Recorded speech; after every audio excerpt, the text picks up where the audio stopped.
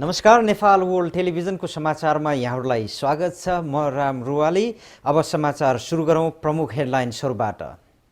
प्रधानमन्त्री केविन रडद्वारा अस्ट्रेलियामा शरण माग्न आउने विदेशीहरूलाई शरण नदिने नयाँ नीतिको घोषणा। सिडनीमा नेपाल प्रवर्धन सम्बन्धी कार्यक्रम सम्पन्न। सिडनीमा पनि भानु जयन्ती विविध कार्यक्रमका साथ। नेपालका भलिबल खेलाडी सिपोरा गुरुङको सम्मानार्थ सिडनीका सामुदायिक संयुक्त नेपाली टिमबीच भलिबल खेल खेलाइने। विश्वेश्वर प्रसाद कोइरालाको 31औं स्मृति देश विदेशमा विशेष सम्मानका साथ। क्यानाडाको थाई बसोबासको निमित्त इन्भेस्टर प्रोग्राम अगस्त 1 देखि 16 तारिकसम्म खुल्ला रहने।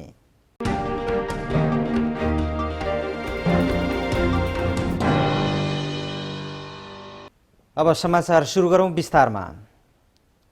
प्रधानमन्त्री केविन रडले डुङ्गा चढेर आफ्नो मुलुकमा शरण माग्न आउने विदेशीहरूलाई शरण नदिने घोषणा गरेका छन्। लामो समयदेखि शरणार्थी सम्बन्धी अस्ट्रेलियाको नीतिमा विवाद देखिँदै आएको र यसको समाधानको निमित्त चालेका धेरै प्रयासहरू सफल हुन नसकेकोमा आम चुनाव अघि मुलुकमा विदेशी नागरिकलाई शरण दिने सम्बन्धी नयाँ नीति तयार गरे लगतै रडले यस्तो घोषणा गरेका हुन्। ब्रिस्बेनमा पपुवा न्युगिनीका प्रधानमन्त्री पिटर ओ नीलसँगको वार्तापछि प्रधानमन्त्री रडले यसरी शरण माग्न आउने विदेशीलाई पपुवा न्युगिनी पठाइने नयाँ नीतिको घोषणा गरेका छन्। यस बापत पपुवा न्युगिनीलाई अस्ट्रेलियाले विभिन्न क्षेत्रमा सहयोग गर्ने सहमति पनि भएको छ। प्रधानमन्त्री केविन रडले अस्ट्रेलियामा पछिल्लो समय शरण खोज्दै डुङ्गाबाट बिना कागजात आउने विदेशी नागरिकहरूको संख्या अत्याधिक बढेकोले आफूले सीमा सुरक्षाका लागि यस्तो कडा निर्णय लिनु परेको बताउँदै अबदेखि यस्ता शरणार्थीहरूलाई अस्ट्रेलियाको भूभागमा कुनै पनि हालतमा बसोबासको व्यवस्था नमिलाइने सबैलाई जानकारी समेत गराएका छन्। नेपाली दूतावास क्यानबेरा र सिडनीमा रहेको नेपाली महावाणिज्य दूतको कार्यालयको आयोजनामा नेपाल प्रवर्धन सम्बन्धी कार्यक्रम सम्पन्न भएको छ। गएको शुक्रबार 12 जुनका दिन आयोजित उक्त कार्यक्रममा बोल्दै राजदूत रुद्रकुमार नेपालले नेपाल सरकारको पर्यटन सम्बन्धी नीति तथा कार्यक्रमबारे जानकारी गराउँदै पर्यटन, जलविद्युत, पूर्वाधार निर्माण जस्ता क्षेत्रमा नेपालमा लगानीको प्रशस्त सम्भावनाबारे विशेष जानकारी समेत गराएका थिए। उक्त कार्यक्रममा नेपालमा गर्न सकिने साहसिक पर्यटकीय आकर्षण र महत्त्वबारे सहभागीहरूलाई भिडियो र फोटो प्रस्तुत गरिएको थियो।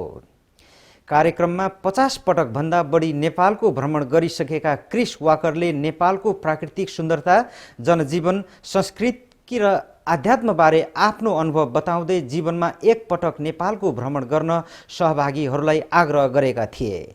न्यू साउथ वेल्सका महावाणिज्य दूत दीपक खड्काले उपस्थित सबैलाई धन्यवाद दिँदै अस्ट्रेलियामा रहेका हरेक नेपालीले एकजना पर्यटक नेपाल भित्राउन पहल गर्नुपर्ने विचार राखेका थिए। सिडनीमा रहेका नेपाली ट्राभल एजेन्टहरूका प्रतिनिधिहरूको पनि उपस्थिति रहेको सो कार्यक्रममा नेपाली खानाका परिकारहरू र विभिन्न सांस्कृतिक नृत्यहरू पनि प्रस्तुत गरिएको थियो।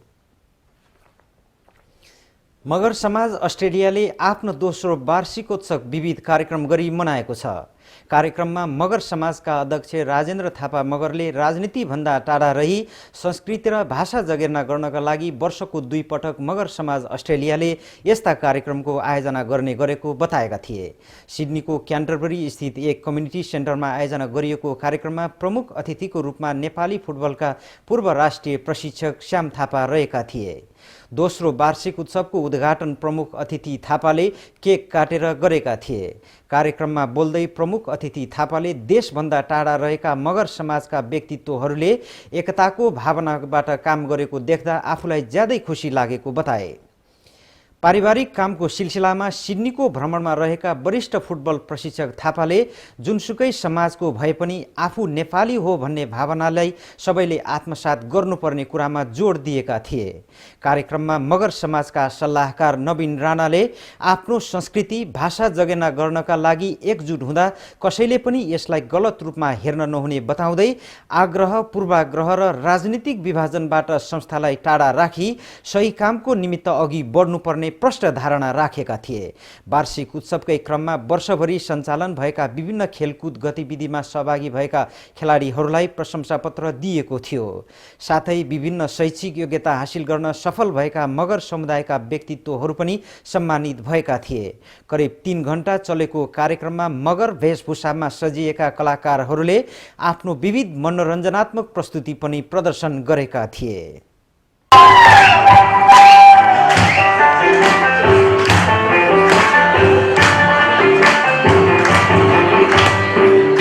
कालो बादल माटेर हो कोही दिन्छ सम्झौ भने अप्नारोमा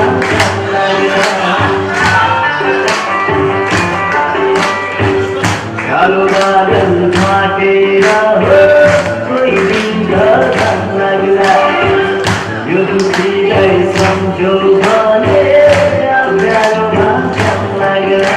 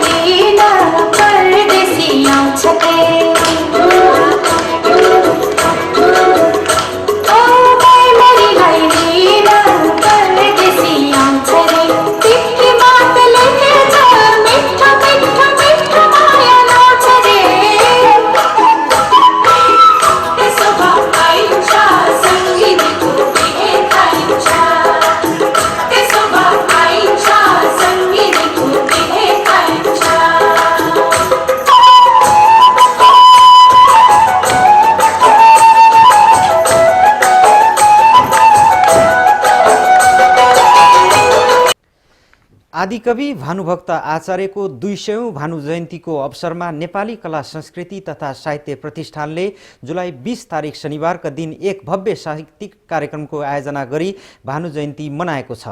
भानु जयन्ती कार्यक्रमको सभापति रविन्द्र कुमार शर्मा र प्रमुख अतिथिको रूपमा रहनुभएका NRN अस्ट्रेलियाका नवनियुक्त अध्यक्ष महेन्द्र ओलीले भानुभक्तको तस्बिरमा माल्यार्पण गरी कार्यक्रमको सुरुवात गरेका थिए। आदिकविको सम्झनामा कवि कवयित्री तथा सर्जकहरूले भानुको योगदानको चर्चा गर्दै विभिन्न रचना वाचन गरेका थिए।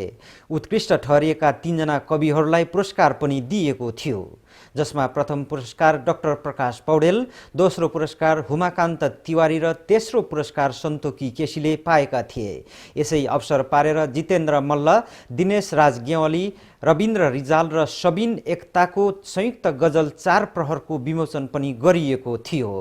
त्यस्तै गरी प्रत्येक वर्ष भानु जयन्तीको अवसर पारेर नेपाली कला संस्कृति तथा साहित्य प्रतिष्ठानले दिँदै आएको पुरस्कार र प्रमाणपत्र यस वर्षको कला सम्बन्धीमा विशेष ख्याति कमाएका गायक राजेश केसीलाई दिएको थियो भने संस्कृतितर्फ उषा बरिया र साहित्यतर्फ सानो घिमिरेलाई सम्मान गरिएको थियो। जन्म पाए कहाँ आज आए दुखीमा पहिला म पनि चाल पाए हरे कर्म मेरो पनि के रहेछ विधाता म माथि बिरानै भएछ यस्ता अराई म बस्ने उसोरी यिनकै हुकुममा अहिले यसरी भन्दा अब यो तरङ्गै तरङ्गमा छल्किने उधारो साइनोको प्रतीक रहेछ जिन्दगी तरङ्गै तरङ्गमा छल्किने उधारो साइनको प्रतीक रहेछ जिन्दगी नैरस्यताको शीत पनि भिजिदिने केवल भावना मात्र रहेछ जिन्दगी जीवन गोरेटोको यात्रासँगै इसारा बनिदिने बाधक मात्र रहेछ जिन्दगी जीवन गोरेटोको यात्रासँगै इसारा बनिदिने बाधक रहेछ जिन्दगी दौतरीसँगै पैसा उकेर लगाइदिने बुकी फूल जस्तै फुल्ने रहेछ जिन्दगी हाँसो खुसीसँगै रमाइरहने मुस्कान रहेछ जिन्दगी। तमु समाज सिडनी र अन्य 7 वटा संयुक्त नेपाली समुदाय मिलेर ओली एन्ड एसोसिएट सिपोरा भलिबल टुर्नामेन्ट यही आउँदो जुलाई 28 तारिक आइतबारका दिन आयोजना गर्ने भएको छ। भलिबल खेलमा भाग लिनेहरूमा मगर समाज अस्ट्रेलिया, म्याग्दी सेवा समिति, पोखरा समाज, तमु समाज, बागलुङ समाज, थकाली समाज र छन्त्याल परिवार टिम रहेका छन्। त्यस्तै गरी पुरुषतर्फ 30 वर्ष माथिका नेफलिज रिक्रेसनल क्लब टिम र म्याग्दी सेवा समितिका खेलाडीहरूबीच भलिबल प्रतियोगिता हुने भएको छ भने महिलातर्फ यी 2 टिमकै खेलाडीहरूको भाग लिने भएका छन्। तमु समाजका प्रतिनिधि प्रेम गुरुङका अनुसार यो खेल प्रतियोगिता बिहान 9 बजेदेखि 4 बजेसम्म म्यारिकभिलको पोलिस सिटिजन युथ क्लबमा हुने र कार्यक्रम सकिएपछि सबै सहभागीहरूलाई सिभिक थिएटर हर्षविलमा दोस्रो प्रदर्शन हुन गइरहेको नेपाली चलचित्र घलेक देखाइने भएको छ। सो चलचित्रको प्रदर्शनीमा भाग लिनका लागि नेपालबाट कलाकारहरू सिपोरा गुरुङ र माया गुरुङ पनि अस्ट्रेलियामा आइपुगिसकेका छन्। नेपाली प्रजातान्त्रिक आन्दोलन र नेपाली साहित्यमा विशिष्ट योगदान पुर्याएका नेपालका प्रथम जननिर्वाचित प्रधानमन्त्री विश्वेश्वर प्रसाद कोइरालाको 31औं स्मृति दिवस नेपालमा विभिन्न कार्यक्रम गरी मनाएका छन्। विक्रम सम्वत 1971 भदौ 24 गते जन्मिएका बीपीको घाँटीको क्यान्सरका कारण 2039 साल साउन 6 गते निधन भएको थियो।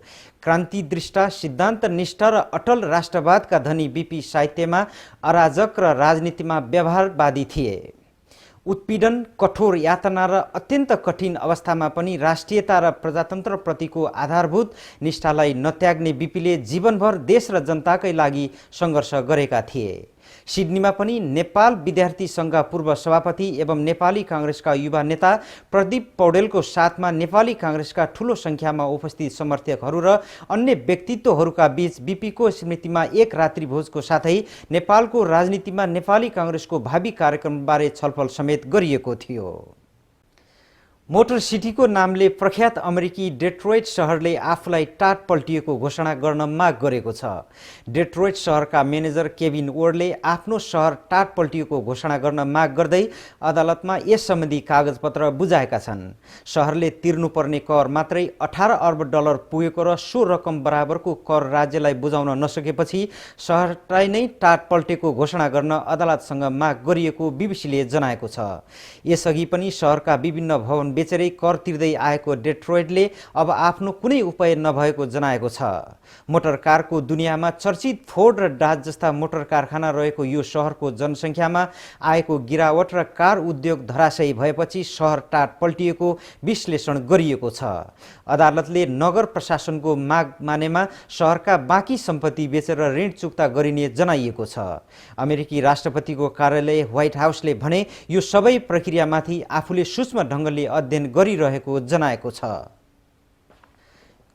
क्यानाडाको क्युबेक सरकारले आगामी अगस्त 1 तारिकदेखि लागू गर्न लागेको क्युबेक इन्भेस्टर प्रोग्राम अन्तर्गत कुनै पनि व्यापार व्यवसायको व्यवस्थापक वा सोभन्दा माथिल्लो तहमा काम गरेका व्यक्तित्वहरूले क्यानेडियन $2 लाख तिरेर सपरिवार क्यानाडाको पर्मानेन्ट रेसिडेन्ट भिसा पाउन सकिने देखिएको छ।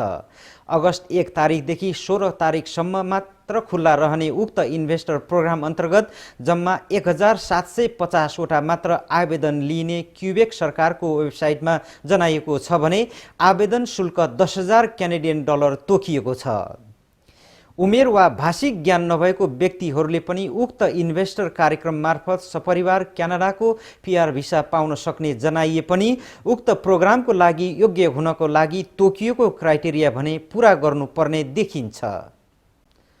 जुलाई 20 तारिक शनिबार सिडनीको एनजेड खेल मैदानमा भएको ए लिग अल स्टार र इङ्ल्यान्डको विश्व प्रसिद्ध फुटबल टिम म्यान्चेस्टर युनाइटेड बीच भएको सनसनीपूर्ण खेलमा म्यान्चेस्टर युनाइटेडले 5 गोल गरी विजयी भएको छ। 83,127 जना फुटबल खेलप्रेमी दर्शकमाझ भएको उक्त मैत्रीपूर्ण खेलमा अस्ट्रेलियाको ए लिग अल स्टार तर्फका खेलाडीहरूले भने 52 मिनेटमा भएको एक मात्र गोलमा चित्त बुझाउनु परेको थियो। म्यान्चेस्टर युनाइटेडका खेलाडी जेसी लिङ्गार्डले खेलको 11 मिनेट र 55 मिनेटमा 2 गोल गरेका थिए भने ड्यानी वेलबेकले 34 र 77 मिनेटमा 2 गोल गरी अर्को प्रसिद्ध खेलाडी रबिन भ्यान पर्सीले 87औं मिनेटमा गोल गरी विश्व प्रसिद्ध उनीहरूको खेल कलाको प्रदर्शन गरेका थिए। त्यस्तै गरी अर्को फुटबल खेल लिभरपुल एफसी र मेलबर्न भिक्टोरी बीच मैत्रीपूर्ण खेल जुलाई 24 तारिकका दिन एमसीजीमा हुने भएको छ। हवस् त, नेपाल वर्ल्ड टेलिभिजनद्वारा प्रसारण भएको समाचार अहिलेलाई यति नै। अर्को हप्ता म विविध समाचारका सामग्रीहरू लिएर यहाँहरू समक्ष उपस्थित हुनेछु। तबसम्मका लागि हामीले प्रसारण गरेको यो समाचार brtnepal.com का साथै www.nepalworldtv मा पनि समाचार हेर्न सकिनेछ। तबसम्मका लागि नेपाल वर्ल्ड टेलिभिजन समाचार युनिटका साथै मलाई पनि बिदा दिनुहोस्। नमस्कार।